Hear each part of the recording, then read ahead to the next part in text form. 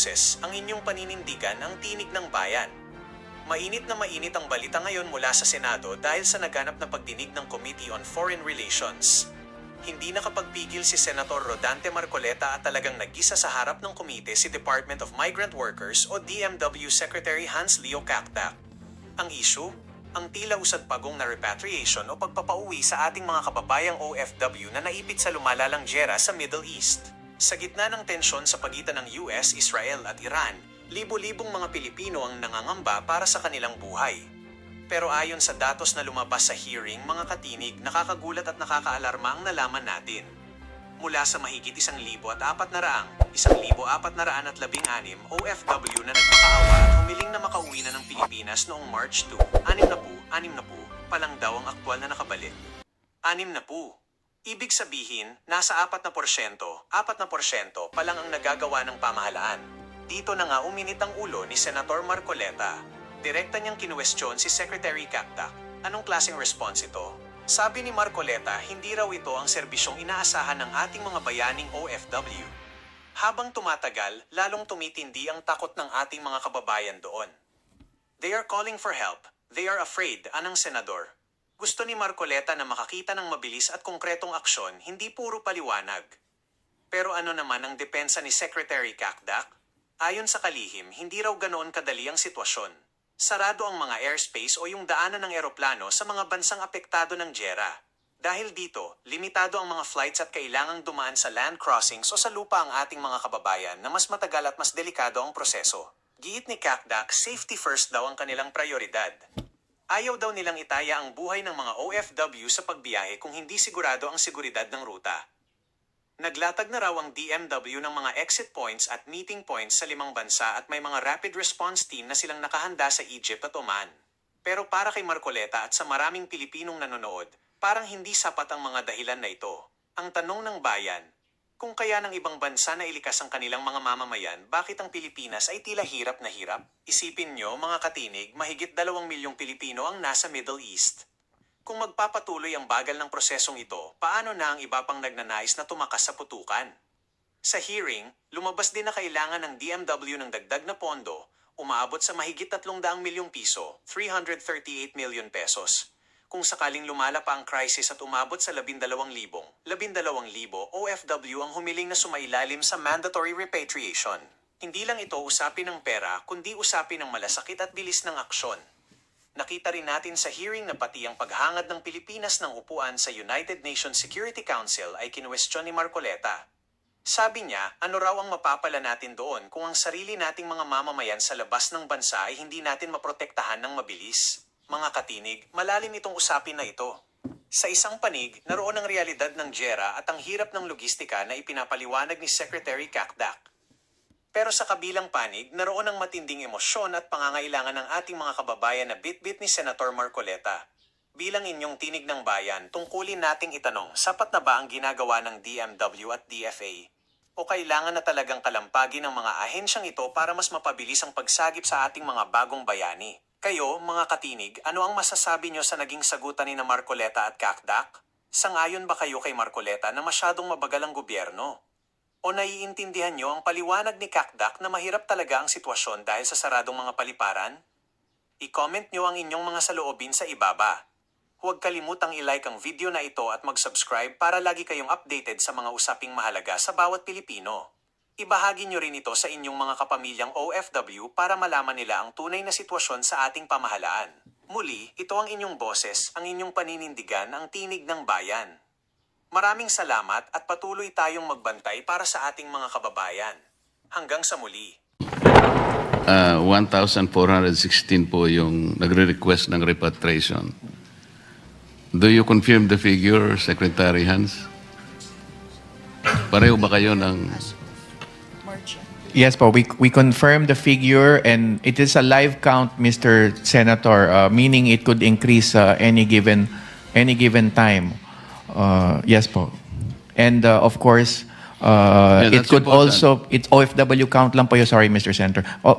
OFW count po yun, meaning hindi po kasali dyan yung non-OFWs seeking repatriation. No, ito muna, 1,416 as of March 2. Pareho po kayo ng... Our presentation. Okay. And I think it's combined at that time. Okay po. Nag-agree kayo dito sa data. Yes po, yes po. On a per... So March 2 pa po ito. March 4 na tayo ngayon. What happens? Ilan po na-repatriate natin? Sa ngayon po, it's around a little, around 2,000 at this stage, Mr. Senator. Pero, Hindi, again, sinasabi ko 1,416 ito eh. March 2. March 4 na tayo ngayon. March 6. Ang March 6. 4 days. Ilan po dito yung na-repatriate natin? Yun lang po yung tanong. Senator, yan po yung requests for repatriation. So it's around, the number would be around in the area of 2,000, let's say, at this stage, Mr. So Senator. lahat ng ito nakabalik na? Hindi po, hindi po. Requests for repatriation pa ho yan. Hindi po, Meaning- ganito yan eh. hindi Let's use this as the test of the response of the government. As of March 2, nagre-request po ng repatriation ito. All of them feels the potential danger to their life. Tama? So kailangan Yes. nating aktuan to. 1,460. After 4 days, ang tinatanong lang po ng komite, Yes. ilan po ang na-repatriate? Sa ngayon po, still undergoing po tayo ng repatriation stage. So wala pa pong na-repatriate after 4 days. Meron pong mailan-ilan, kabilang po sila doon sa Sabihin mga po natin nanubalik. kung ilan. 1,416. Let's be specific. Ito pong test natin eh. Itong mga taong ito ang nagre-request dahil alam nila merong danger sa buhay nila. So nag-request po sila. Ang sabi po ng secretary, no, ASEC, this is a country team response. Yes. Sa ngayon po, Mr. Senator, with the two Emirates flights that brought in around 60 OFWs, then that number will be reduced by 60. But rest assured, yung balanse po niyan, ongoing po ang repatriation effort natin, Mr. Senator. Mr. Chair, I am not getting the right answer here. Napakasimple po ng tanong ko.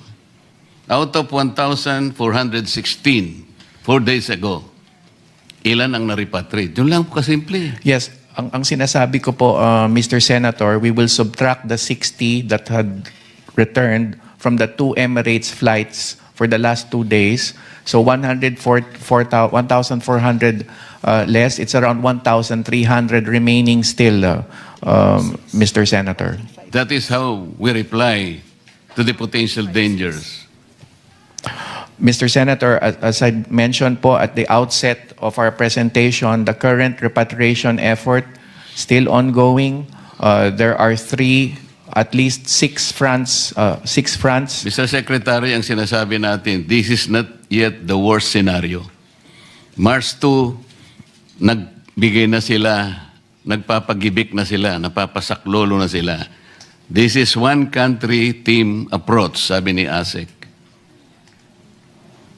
Out of 1,416, 60 ang na-repatriate natin. This is not the kind of response. Mr. Senator, ang hinihingi lang ho namin ay konti pang panahon dahil Hindi, currently naintindihan ko we are, po yun. we are Naintindihan ko po undertaking yun. the repatriation effort. We're crossing them over by land. Secretary, Sarado po. what I am presenting is a one-country approach. Hindi po tayo dapat mag-away-away dito. I am using this as a test kung gaano po ang level of response natin today. Kaya gusto nating hanapin yun. Wala pa po yung worst case scenario. Ang sinasabi natin kanina, paano kung magkaroon ng worst case scenario? For example, naging hindi na 1,416, naging 14,000 na kagad.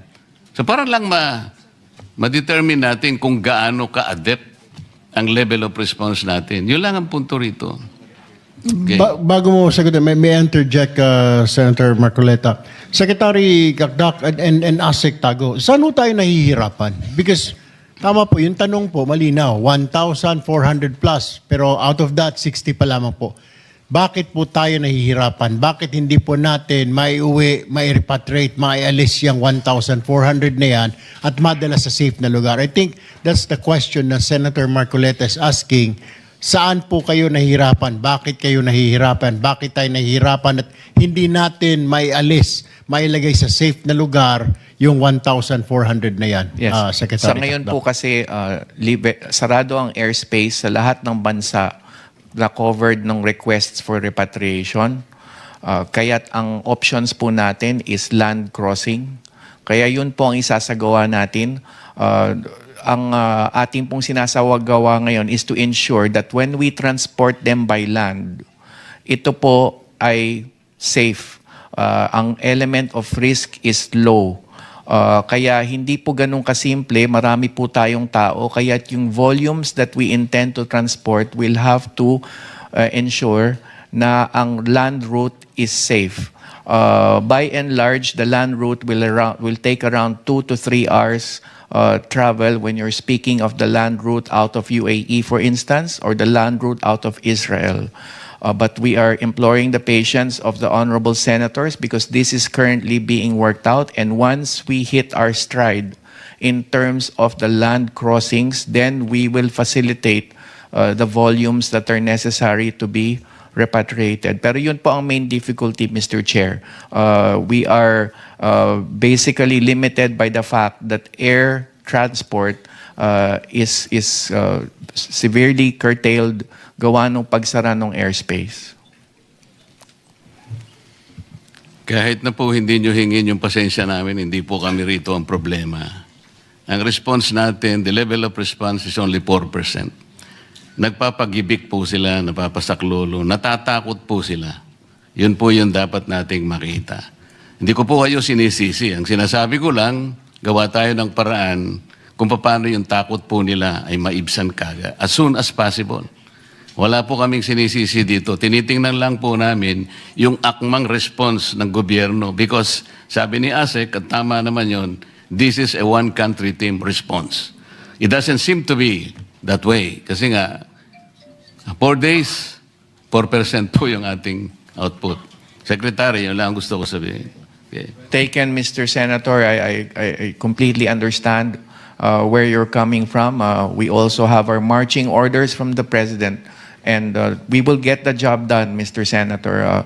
And tama po kayo, ang sagot namin ay dapat bukod sa inyo ay mismo sa ating mahal na OFWs. Thank you. We are just opening the avenues, the tracks, the pathways to repatriation. And so we will get the job done. We will do precisely that, Mr. Senator. Thank you for your assurance, Secretary. Mr. Chair, madidisrupt talaga yung supply ng langis natin doon sa pagkakasara ng Iran ng Strait of Hormuz. So, ang nakikita ko po rito, dapat meron ng nag-usap na yung at least 5 departamento na dapat ay tumutok dito. Halimbawa, yung DOE, yung DA, DTI, DOLE, DepEd, sapagkat maapektuhan hindi lang ang industry natin, agriculture, manufacturing, pati yung manggagawa natin. Sino po kaya ang pwedeng magsalita sa isa o kung meron na pong nakapag-usap na po itong 5 departamento na dapat sana ay magbigay sa amin ng ilang impormasyon kung paano magre-react po ang importanteng departamento sa impact po ng kawalan ng langis in the days to come. Sino po ba ang meron po ba talaga na nakapag-usap na? Siguro, Senator Marcoleta, DOE, o kung hindi, ito pong Executive Director natin ng Foreign Trade Service. Kaya, Ang akin po kasing expectation, Mr. Chair, dahil one country team approach, palagi sanang ganun, hindi yung isa-isang magsasalita dito, hindi ko naman makonek-connect kung paano ngayon magkakatulungan itong mga, halimbawa, yung siguro pinaka-chairman dito, yung DepDep, siya kasi yung planning, sa yung economic planning and development, pagkatapos, kukunin niya yung input ng DTI, ng DOE, at saka ng DA, DOLE, para sa ganun, isa lang ang magsasalita. Ito po yung approach natin. ganito po ang gagawin natin. Mr. Chair, Kung isa-isa po baka... hindi po kami ang central department on that matter, but I can attest that in the cabinet, this president took this up extensively with the relevant departments. Hindi naman kita sinali rito Hindi, Ito lamang muna kasi marami ka ng gawain seconds. Punong-puno ka na. Senator Marcoleta, with your indulgence, I think Executive Director Benedicto. Sir, Can you answer that? Mukhang tumataas mo kayo ng kamay. magandang umaga po, Senators. Si Secretary Go po nung Monday, nagpatawag ho siya ng meeting. Although I don't have visibility po at my level kung ano po yung nangyari sa meeting. But I know that he called for a meeting already with the economic team. And also may mga succeeding po meeting with, as mentioned by Secretary Han, sa Malacanang level po. So, but we'll give you updates po later on regarding po ano po yung mga coordination na nangyari. But DTI po is also very closely monitoring the situation po. Kasi po ang expect namin, nag-usap na kayo on your own Para madali. Ito po hindi... Madalian po kasi ito So, kung sasabihin nyo sa amin na nag-meeting po yung nagpatawag ng meeting, hindi po yun ang gusto naming marinig. Pasensya na po kayo, no? Ang impact po kasi nito, kalat Yung industry, agriculture, yung workers, DOE, paano ba natin? Ganun po yung gusto namin. Anyway, sana po mabilis na maibigay ninyo para... Hindi po yung isa-isa. Mahirap pong i-connect yun. Hindi naman po kami masyadong mabilis umunawa na pagdugtungin namin. Mas madali po kasi kung united na po yung approach, mas madali po naming maintindihan yun. Isang tanong na lang, Chair. Go ahead, Senator. Yung pong...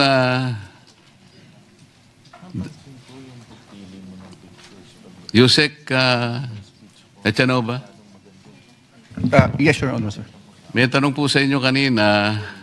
Ang sabi po ninyo, wala pa naman kayong naririnig na ulat na medyo may potential na danger po sa... Naghihintay po ba tayo ng ulat sa labas o kailangan po tayo tayo nang gumagawa ng ulat? Sir, yung mga report po kasi, sir, ini-evaluate po natin yan, sir. And we are determining kung very significant po or hindi. Kasi Yun nga po, but we if don't you are want to dependent unduly... on outside sources, Yes, sir. doon lang kayo gagalaw pag mayroong... Hindi naman po, sir. We are taking the precaution, sir. What I'm trying to say, sir, is pag mga significant na po talaga yung mga balita natin, of course, we have certain protocols for certain things, sir. Ganito po As far kasi, as operational details, sir, I am not at liberty to divulge the operational details. No. But, We're not asking you operational details. Ganito po yan Nakita po natin na nag-rest back ang Iran. Pinagbibiran niya yung mga karatig bansa na kung saan ay nakikita nilang merong mga bases ang Amerika, di ba? Karaniwan naman ganun Kasi po dito merong EDCA sa atin. Na hindi mo niya nakikita yung potential noon sapagkat palagi nating sinasabi, the military bases, tayo po ang, we remain full control, management, and ownership of this. Pero kung titingnan po ninyo sa Article 3 ng EDCA, malinaw naman po doon, more specifically under paragraphs 3 and 4, doon po sinasabi natin that the parties agree that the Philippines shall make agreed locations available to the United States forces. In paragraph 4, sinasabi, the Philippines hereby grants the United States operational control of these agreed locations. Iran might understand this as something that is potentially harmful to them also. Kung halimbawa ganun pagkakaintindi niya, hindi niyo ba tiningnan ito? Were you able to explain to Iran, wag po ninyong iintindihin na ganun. Baka pati po kami isama ninyo dyan sa kung ano man ang pinag-uusapan ninyong, kung hindi ninyo pinagkaunawaan, wag niyo po kami sasali dahil ganito. Naintindihan kaya ng Iran? Kasi po baka sabihin niyan ganito Yun po yung gusto ko namin sabihin kasi may potential danger talaga. Tapos sasabihin nyo sa amin, wala naman po kaming... yung iniisip ng Iran, hindi nyo naiisip. Sir, iba po kasi yung question kanina ni Hindi pala. Honorable Pabayaan mo na yung Pangilinan, question sir. kanina. Sinabi ko lang yun Yes, sir. dahil may premise lang. May I respond, sir? Sir, in the first, ang EDCA site po, sir, ay hindi po siya American bases. Hindi nga niya naiintindihan Yes, sir. ng Yes, sir. gano'n. Ikaw naman. These are Philippine bases po, sir. Yes. So in terms of the nature of bases probably in the Middle East and the Philippines, sir, magkaiba po yun, sir. Kasi yung base po sa Middle East, sir, there are semi-permanent or permanent American bases, sir. So nandun po yung mga supply depots nila, may deployment po ng personnel. Marami pong personnel ng US doon. Dito po sa atin, wala po, sir. Kasi ang EDCA sites po natin, sir, are Philippine bases that are only made available to them if we allow them. Ganun po yun, sir. Tayong And dalawa. right now, sir, if I may finish. Tayong po, sir. dalawa nagkakaintindihan tayo dyan. Ang sinatanong ko sa'yo, naiintindihan kaya ng Iran yan? Well, I cannot answer for O you, sir. yun. Hindi- Kaya nga, dapat, medyo mayroong potential danger. Yun ang gusto sana na makita din ninyo. Hindi na natin alam kung anong gusto nilang gawin ngayon. Kailangan nakahanda tayo sa lahat. Salamat po, Mr. Chair. Thank you very much, Senator Marcoleta. Before I turn over the floor to Senator Gatchalian for his line of questioning, matanong ko lamang po ang DFA. Tama po yung tanong ni Senator Marcoleta. Nakipag-ugnayan na po ba kayo sa Embahada ng Iran para maipaliwanag po ito? Lalo pat kayo po sa DFA, na naipaliwanag nyo na ba na ito po ay hindi base militar ng Amerika, ito po ay sa amin. Ito po ay patungkol po sa humanitarian facility po ito. Ito po ay sa amin, ito po ay training facility po. Did you have that encounter or abiso sa Iran po? Kasi or para may parating din po nila sa kanilang mga kaalyado, baka tayo po ay mapasok po dyan sa south, sa bandang south po natin. Diyan po minsan pumapasok po sa backdoor yung mga Islamist group po. At baka makisawsaw po din sa issue na ito. Have you tried or are there any efforts on your part, DFA, to talk to Iran and explain na neutral po kami, bagamat kaibigan po namin Amerika, Israel po, pero wala po kaming kinalaman dyan, wala po silang US bases dito. Itong EDCA po, ito po isang training at humanitarian facility. Wala po kami mga tinatago na mga bomba dyan, etc., etc. Meron po bang effort ganon ang DFA? Yes, ASEC Jermina. Yes, sir. Thank you, Your Honor. Last November 11, we had a political consultation with Iran. This is prior to the happening now, but it was after the June 2025 incident between Israel and Iran. So during that political consultation, the military establishments here were mentioned, and we explained that these are not U.S. bases.